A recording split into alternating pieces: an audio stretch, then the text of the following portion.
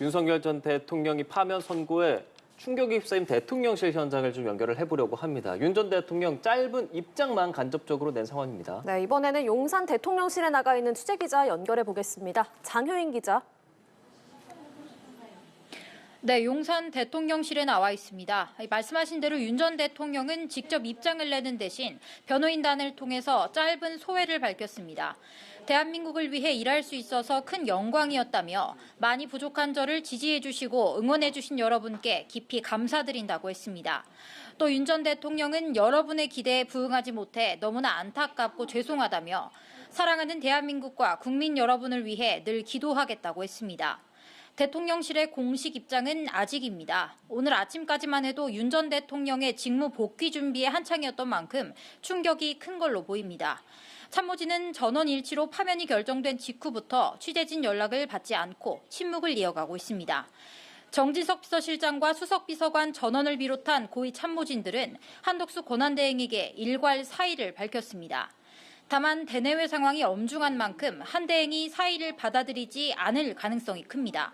과거 박근혜 전 대통령이 파면됐을 때도 청와대 고위 참모진들이 사흘 만에 일괄 사의를 표명했지만 반려된 전례가 있습니다.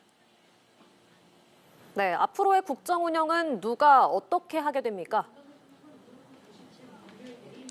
네, 앞으로 60일 안에 새로운 대통령이 뽑힐 때까지 한덕수 권한대행이 국정을 이끌게 됩니다.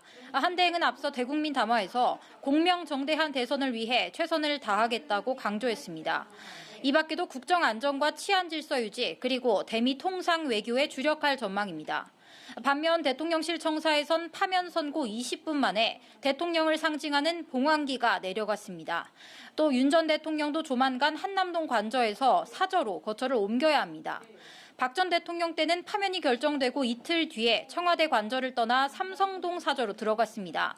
다만 윤 전 대통령이 살던 서초동 자택은 단독주택이 아닌 아파트이기 때문에 경호 문제를 고려할 때 별도의 주거지로 옮길 가능성도 있습니다. 언제 또 어디로 거처를 옮길지에 대해서 아직 결정된 건 없다고 합니다. 탄핵 심판은 끝났지만 윤 전 대통령은 사저로 돌아간 뒤에도 내란 혐의 형사재판 등에 대비해야 합니다. 조기 대선 레이스에서 윤 전 대통령의 강성 지지층이 국민의힘의 당심에 적잖은 영향을 끼칠 수 있습니다.